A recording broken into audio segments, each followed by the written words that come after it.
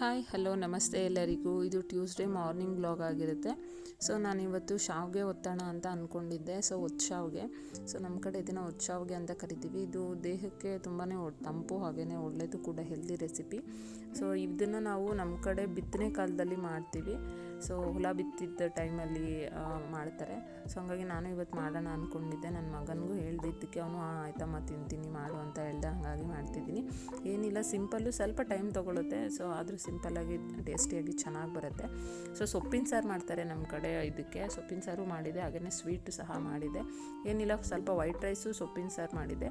ಅದ್ರ ಜೊತೆಗೆ ನಾನು ಕಡಲೆ ಬೀಜನ ಹುರ್ಕೊಂಡು ಕಡಲೆಪಪ್ಪು ಹಾಕಿ ಚೆನ್ನಾಗಿ ಪೌಡರ್ ಮಾಡಿ, ಅದಕ್ಕೆ ಸ್ವಲ್ಪ ಹಸಿ ಕೊಬ್ಬರಿ ತುರಿ, ಹಾಗೆಯೇ ಸ್ವಲ್ಪ ಬೆಲ್ಲ, ಏಲಕ್ಕಿ ಪೌಡ್ರ್ ಹಾಕಿ ಮಿಕ್ಸ್ ಮಾಡಿ ಪೌಡ್ರ್ ಮಾಡಿ ಇಟ್ಕೊಂಡೆ. ಅದಾದಮೇಲೆ ಮುದ್ದೆಗೆ ಏನಿಲ್ಲ, ನೀರು ಸ್ವಲ್ಪ ಸಾಲ್ಟ್ ಹಾಕಿ ಬರೀ ರಾಗಿ ಮುದ್ದೆ ತೋಡಿಸ್ಕೋಬೇಕಾಗತ್ತೆ ಇದಕ್ಕೆ. ಅದಕ್ಕೆ ಹಾಕಿದ್ದೀನಿ. ಹಾಗೆಯೇ ಪಾನಕಕ್ಕೆ ನಾನು ನೀರು ಸ್ವಲ್ಪ ಬೆಲ್ಲ ಹಾಕಿ ಚೆನ್ನಾಗಿ ಕರಗಿಸ್ಬಿಟ್ಟು, ಅದಕ್ಕೆ ನಾನು ಹಸಿ ಕೊಬ್ಬರಿನ ಚೆನ್ನಾಗಿ ಮಿಕ್ಸಿಗೆ ಹಾಕ್ಕೊಂಡು ಅದನ್ನು ಹಾಕಿ ನೀರು ಹಾಕಿ ಚೆನ್ನಾಗಿ ಕುದಿಸ್ಕೊಂಡು ಸ್ವಲ್ಪ ಏಲಕ್ಕಿ ಪೌಡರ್ ಹಾಕ್ಕೊಂಡಿದ್ದೀನಿ. ಸ್ವೀಟು ತುಂಬ ಜಾಸ್ತಿನೂ ಇರಬಾರ್ದು, ಕಡಿಮೆನೂ ಇರಬಾರ್ದು, ಮೀಡಿಯಮ್ಮಾಗಿರಬೇಕು, ಚೆನ್ನಾಗಿರುತ್ತೆ ಟೇಸ್ಟು. ನೋಡ್ಬೋದು ನೀವು ಇಲ್ಲಿ. ನಾನಿಲ್ಲಿ ಸೊಪ್ಪು ಸಾರಿಗೆ ಒಗ್ಗರಣೆ ಹಾಕ್ಕೊತಾ ಇದ್ದೀನಿ. ಸೊಪ್ಪು ಬೇಯಿಸ್ಕೊಂಡು ಮೆಣಸಿನ್ಕಾಯಿ, ಈರುಳ್ಳಿ, ಟೊಮೊಟೊ ಎಲ್ಲನೂ ಅದರಲ್ಲಿ ಹಾಕಿ ಬೇಯಿಸ್ಕೊಂಡಿದ್ದೆ. ಅದನ್ನು ರುಬ್ಕೊಂಡು ಹಸಿ ಕೊಬ್ಬರಿ ಸ್ವಲ್ಪ ಹಾಕಿ, ಸ್ವಲ್ಪ ಉಪ್ಪು ಹಾಕಿ ಒಗ್ಗರಣೆ ಹಾಕ್ಕೊಂಡು ಇಲ್ಲಿ ಕಾಯಿಸ್ಕೊತಾ ಇದ್ದೀನಿ. ಏನು ಬೇಳೆ ಏನೂ ಹಾಕಿಲ್ಲ, ಟೇಸ್ಟಿಯಾಗಿರುತ್ತೆ. ಇದನ್ನು ಶಾವಿಗೆಗೂ ಹಾಕ್ಕೊಂಡು ತಿನ್ಬೋದು, ಹಾಗೆಯೇ ರೈಸಿಗೂ ಆಗುತ್ತೆ ಅಂತ ಮಾಡಿದೆ. ಇದಾದಮೇಲೆ ಸಾಫ್ಟಾಗಿ ಮುದ್ದೆ ತೊಳಸ್ಕೋಬೇಕಾಗುತ್ತೆ ಸ್ವಲ್ಪ, ಯಾಕಂದರೆ ಒತ್ತಬೇಕಲ್ವ. ಸಾಫ್ಟಾಗಿ ಬರಬೇಕು.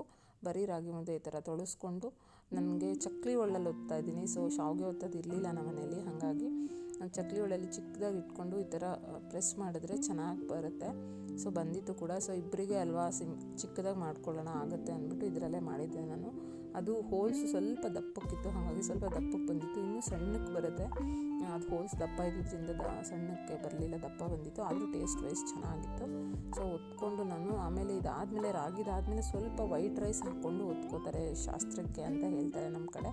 ಅಕ್ಕಿ ಹಿಟ್ಟಲ್ಲಿ ಸಹ ಇದನ್ನು ನಾವು ಮಾಡ್ಕೋಬೋದು, ಬಟ್ ನಮ್ಮ ಮನೇಲಿ ಅಕ್ಕಿ ಹಿಟ್ಟು ಇರಲಿಲ್ಲ. ಹಾಗಾಗಿ ಮಾಡೋಕ್ಕೋಗಲಿಲ್ಲ. ನಾನು ಸ್ವಲ್ಪ ರೈಸ್ ಹಾಕಿ ಲಾಸ್ಟಲ್ಲಿ ಮಾಡಿಕೊಂಡೆ, ಪ್ರೆಸ್ ಮಾಡಿಕೊಂಡೆ. ಅದನ್ನು 3 ಟೈಮ್ಸ್ ಪ್ರೆಸ್ ಮಾಡಬೇಕಾಗತ್ತೆ. ಶಾಸ್ತ್ರ ಅಂತ ಹೇಳ್ತಾರೆ.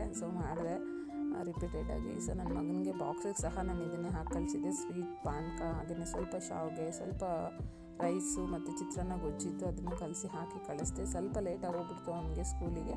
ಆಮೇಲೆ ಸ್ವಲ್ಪ ಅವ್ನು ಸ್ವೀಟನ್ನು ತಿಂದ್ಬಿಟ್ಟು ಹೋದ. ಚೆನ್ನಾಗಿತ್ತು ಅಮ್ಮ, ಚೆನ್ನಾಗಿದೆ ಟೇಸ್ಟು ಅಂತ ನಾವು ತಿಂದು.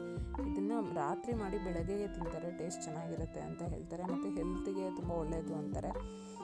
ಹೆಲ್ತಿಗೆ ಅಂದರೆ ಎಸ್ಪೆಷಲಿ ಸೊಂಟ ನೋವು ಮತ್ತು ಎದೆ ನೋವು ಇರೋರಿಗೆ ತುಂಬ ಹೆಲ್ದಿ ಅಂತ